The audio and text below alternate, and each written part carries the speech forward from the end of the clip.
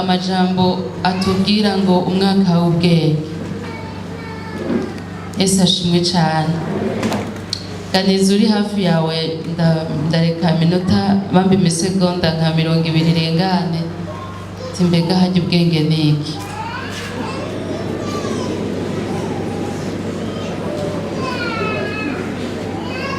Muganire akwishure umwishure.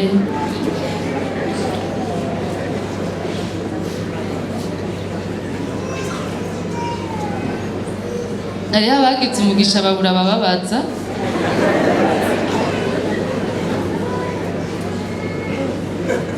Oya nakwishure kubera birakenewe.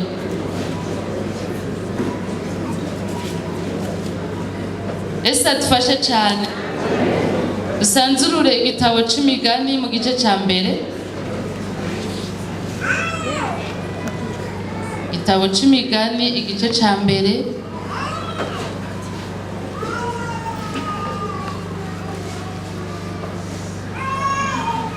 Dusome duhereye ku murongo w'indwi.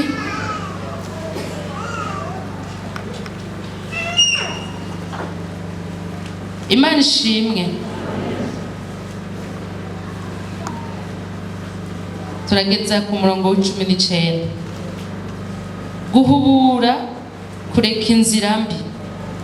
Kubaha Uhoraho niko tanguriro ry'ukumenya, ariko ibipfu bikengera ubwenge n'inyigisho. Mwana wanje umva inyigisho ya so, kandi ntutibwirizwa rya nyoko, kuko bizokubera umugara w'ubuntu mu mutwe n'imigufu mu izosi. Mwana wanje abanyabyaha nibakosha ntukemere. Nibakubwira bati ngwino ujane natwe turyamire kwica, dutegere mu mpisho utagira igicumuro atanyanduruko, tubayongobeze nk'ikuzimu bakibona, ari mirava nk'abamanuka baja muri rwa rwobo. Tuzoronka ibintu byose by'igiciro kinini, tuzokuzuza amazu yacu isahu. Endafatikanya natwe twese tugire umupfuko umwe. Mwana wanje ntuzugendane nabo mu nzira, ubuze ikirenge cawe inzira yabo, kuko ibirenge byabo byirukira gukora ikibi, kandi bihutira kuvisha amaraso, kuko umutego utegerwa ubusa ikiguruka cose iyo kibibona. Kandi abo baryamira kuvisha ayabo maraso, bategera mu mpisho ubwabo bugingo. Uko niko inzira zimeze z'umuntu wese w'ikirara ku nyungu. Inyungu ikuraho ubugingo bwa banyeneyo. Imana idufashe cyane. Muri ano majambo nagira ngo twumvemwo nangamarara y'ubutumwa bwiza tuko turasangira. Yesu ashimwe cyane. Mu murongo w'indwi harimo ishimikiro ry'ico ngomba kuvuga ko yuko kuba Uhoraho ryo tanguriro ry'ubwenge. Imana ishimwe cyane.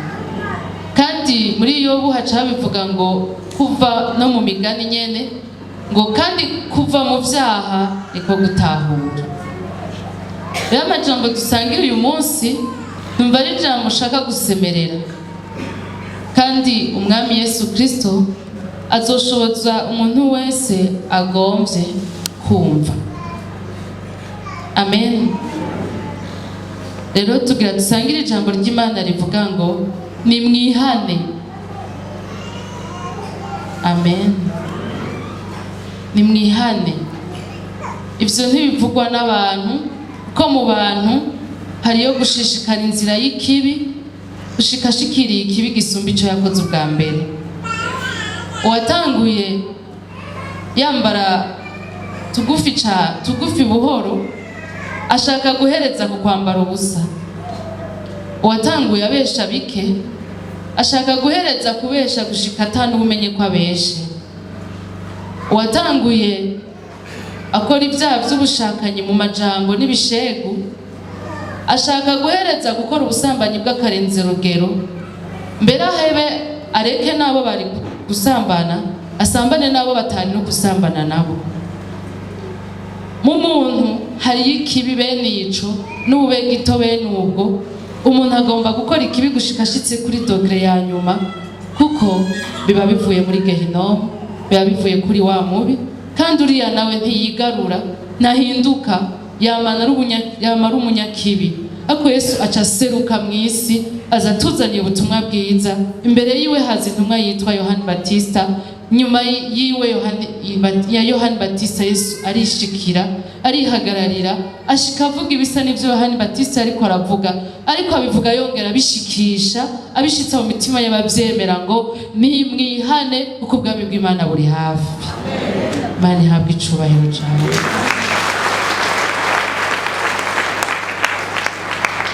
Dusome mu Vyakozwe n'Intumwa igice ca 3. Ivyakozwe n'Intumwa igice ca 3 umurongo wa 19 kugeza ku 20.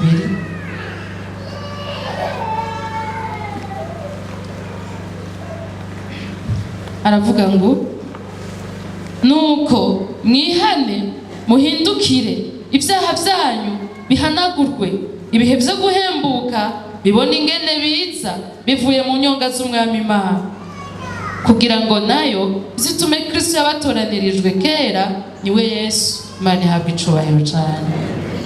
Amen.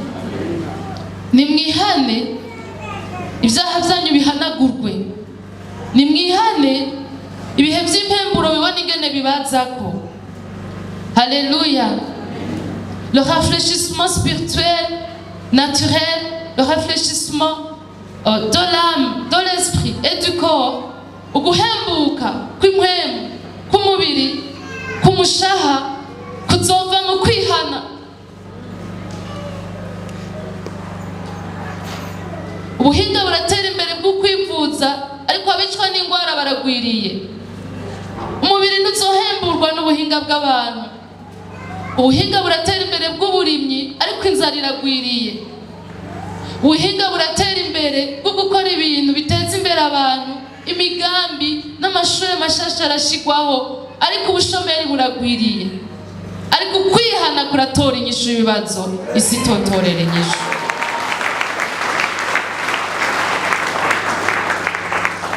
Nimwihane ibyaha byanyu bihanagurwe.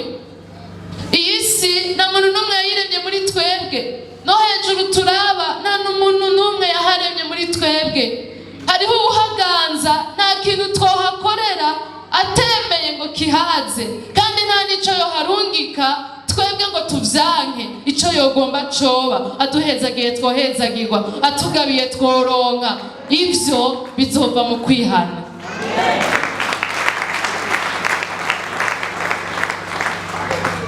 Haleluya. Kuba uhoraho niryo tanguriro ry'ubwenge, kandi kuva mu vyaha niko gutahura. C'est l'intelligence et la sagesse. Gushobora kuva mu vyaha nivyo vyonyene vyerekana ko umuntu afise hakiri kichwani mwake. Yesu adufashe. Amen. Numva ngomba gusangira namwe amajambo yandi muri Yesaya 55 umurongo wa 6 kugeza ku 11.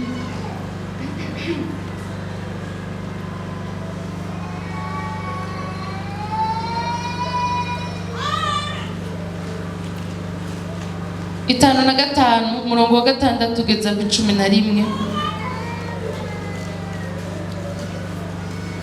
Haravuga ngo nimurondere uhoraho bigishoboka ko abonwa, nimumwambaze akiri hafi. Umunyabyaha nareka inzira yiwe, ugabitanya areka ivyiyumviro vyiwe, agaruke kuhoraho nawe aramugirira ikigogo. Agaruke ku Mana yacu kuko ikunda guharira. Kuko ivyiyumviro vyanje atari byo vyiyumviro vyanyu, kandi inzira zanyu atari zo nzira zanje, niko harahagize. Mbere nk'uko nk'uko ijuru ryitanguye isi niko inzira zanje zitanguye inzira zanyu, n'ivyiyumviro vyanje vyitanguye ivyiyumviro vyanyu. Nk'uko imvura na sheregi bigwa bivuye mu ijuru ntibisubireyo, ariko bigatosa isi, bigatuma imeza ikera, igaha umubivyi imbuto, n'urya ikamuha ivyo kurya, uko niko ijambo ryanje riva mu kanwa kanje rizomera. Ntirizogaruka ubusa, ariko rizoshitsa ivyo ngomba, rizosozera ico naritumye. Iryo ni ijambo rya Yesu. Amen. Bani habwa icubahiro cane.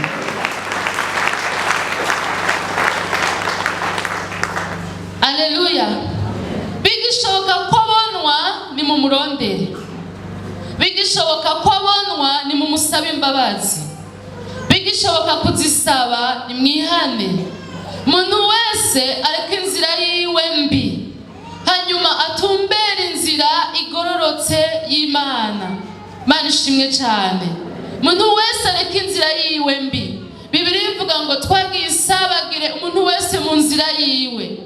Umwe aravuga ngo bariya niyo bo babi, ariko ugasanga nawe wiwe afise ibindi bibi akora. Nico gituma tutarenze kuraba ivyo abandi barimwo, ariko umuntu aravye ivyo wewe arimwo niyihane. Umuntu wese areke inzira yiwe mbi. Nta muntu asabwa kwihana ivya naka. Oyaye, uku kwihana kuvugwa ni ukwihana kwa nyene kwihana. Yesu ashimwe cyane. Kandi uko kwihana kuzozana ibitangaza mu buzima bw'abizera. Kandi ibitangaza bihambaye bikomeye ntibishobora kubura ku bantu baronse igitangaza cyo kuva mu vyaha. Bibiliya ivuga ngo isi iri mu mwiza, iradandabagirana, mbere irushirizaho kuba iyigoretse, irushirizaho kuba mbi. Mbere n'urukundo rugenda rutituka, kandi abaririmbyi benshi baririmba ivy'inkundo baragwiriye. Ababiririmba mu ndirimbo z'imibiri n'ukwifuza kwabo, abaririmba mu vy'Imana baragwiriye, ariko urukundo rugenda rutituka cane gose. Ariko kwihana niko kuzozana inyishu mu mitima y'abantu no mu mibiri y'abantu. Iyo niyo nzira Imana yaciye, ushaka azoyicamwo, utabishaka reke, hanyuma aronke inyungu y'uko utayicamwo. Uyiciyemwo nawe azoronka inyungu yo guca muri iyo nzira yitwa kwihana. Aleluya. Mana ishimwe. Ijambo ry'Imana ribandanya rivuga ngo umunyavyaha nareke inzira yiwe, ugabitanya areke ivyiyumviro vyiwe. Hari igihe umenga abantu bafata kwicaha, ari igihe bagifatanywa canke bibonekera abandi, ariko hariho ivyaha vyinshi bibera mu vyiyumviro vy'abantu, kandi ivyo bibera mu vyiyumviro vy'abantu ni ivyaha co kimwe n'ibindi vyose vyagaragaye. Kuko Imana ducumurako ntirinda gukenera amalupe n'amakamera, ntirinda gukenera abayiha raporo yuko hari ikintu naka yakoze. Ni Imana itumenya kuva tuciyumvira. Bibiliya ivuga ngo nta n'ijambo ryonza mu kanwa wowe utabanje kurimenya, ewe Uhoraho. Avant, imbere yuko nsohora ijambo ngo mvuge, ivyiyumviro vyanje Imana irabikontrola vyose, kandi naho nonuma iba yamenye ivyo niyumvira. Dukwiye kwihana kuva hiyo mu mutima no mu bwenge no mu vyiyumviro. Umuntu niyihane inzira yiwe mbi, ariko kandi yihane ivyiyumviro vyiwe bibi. Umuvyeyi yigeze kutubwira ubutumwa bwiza, aca tubwira ati wibaza iki uwoshira kamera ku bwenge bwawe, hanyuma agakura y'ibiriyo n'ivyo ugenderamwo uri wenyene ni uri kumwe n'abandi, ivyumviro vyawe vyose akabivanamwo agaprojeta kuri mur, ku ruhome, hanyuma ukaba ufise ahantu isanamu zose z'ivyo wiyumvira zigenda zirabonekera abantu, n'ivyo wivuga nuri wenyene zigenda zirabonekera abantu. Wumva woca mw'ibarabara ukarengana, canke womaramara ukaguma mu nzu kuko utinye ko babona ivyo wiyumvira n'ivyo ukorera mu mpisho. Ukwihana rero ni twihana ivyo abantu bazi, twihana ivyo twebwe tuzi ko ari bibi bitubamwo, ibigaragara n'ibitagaragara. Yesu ahezagira bihana. Aleluya. Agaruke kuhoraho nawe aramugirira ikigongwe. Agaruke ku Mana yacu kuko ikunda guharira. Hamwe umukuru w'igihugu yotanga ibwirizwa itegeko akavuga ati abantu bari muri prison bari mu rwego rw'abakoze icaha iki niki, reka mvuga ico badakunda guharira, ari mu rwego rw'abakoze ubwicanyi n'abafasha abantu ku nguvu, byo ntibabire kuri byo, nta kigongo k'ikivunga kibire kuri byo.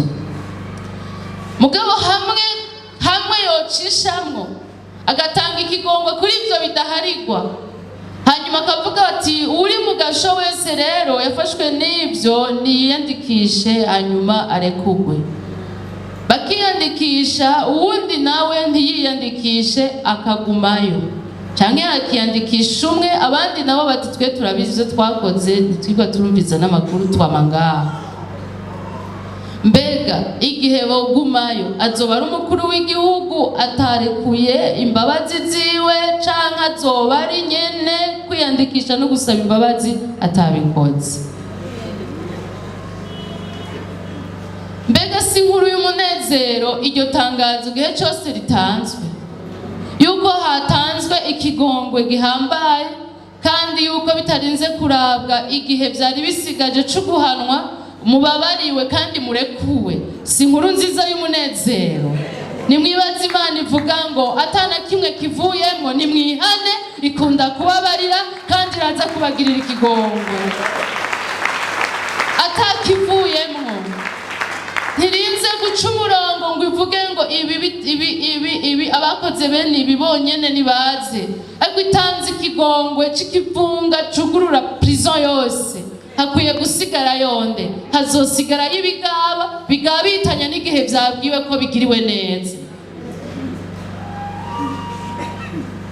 Nabo bonyene bosigarayo muri prison, abasigaye bose boba basohotse, kuko baba bavuga bati nakare nongaha nari ndahagorewe, ariko kandi nari namucumuye ko ntabishaka, ngiriwe amahirwe yo gusubirana nawe. Mugaruke kuhoraho.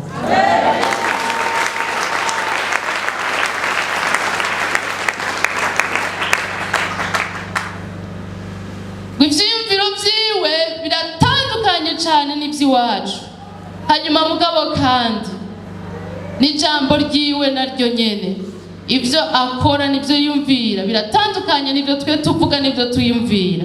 Mugabo kandi uwe ngo ivyo avuga ntazogenda atabishikije, ivyo yavuze ntazogenda atabishikije, kandi amajambo yiwe niyo nyene azana n'ububasha bwo gushitsa ico yabwiwe, ngo nka kurya rungika imvura ikazana n'ububasha bwo gutosa isi, ikazana n'ububasha. Ndababwire, murabizi ko ahantu haguye urubura rwinshi aho kumera ivyatsi bisha,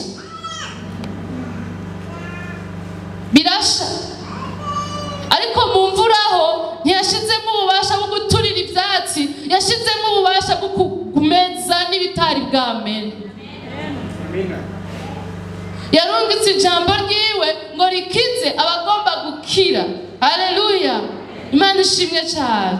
Ariko kandi ariko yerekana muri aya majambo ngo jewe ndungika, kurya ndungika imvura ikaza izanye umugisha wo kumeza isi, ikamera ikera. Aha twese n'abatari twebwe, n'abambaye inyambara abami, n'abakuru n'abize byinshi, twese dutunzwe n'ibimera muri iri twese, kandi nta buryo na bumwe bifise gukumera hatabayeho amazi y'Imana. Donc twese turya ku mugisha w'Uhoraho, tout le monde confond. Imana ishimwe cyane. Iyo Mana ibikora gutyo, itarungitse imvura ngo iturire ibiti, itarungitse imvura ngo igire ibi, ariko ikayirungikana ico yayirungikanye uko nyene. Iki ni igihe c'ibigori, genda umetse ibigori. Iki ni igihe c'ibiharage, genda umetse ibiharage. Iki ni igihe c'ingano, genda umetse ingano. Ikamenya kwitanga ku rupimo. Iyo Mana irafise ibindi bintu yatanze kandi bipimye vyitwa ijambo ryayo, kandi iryo jambo ryayo ngo rizanana n'ububasha bwo gushitsa ico yaritumye.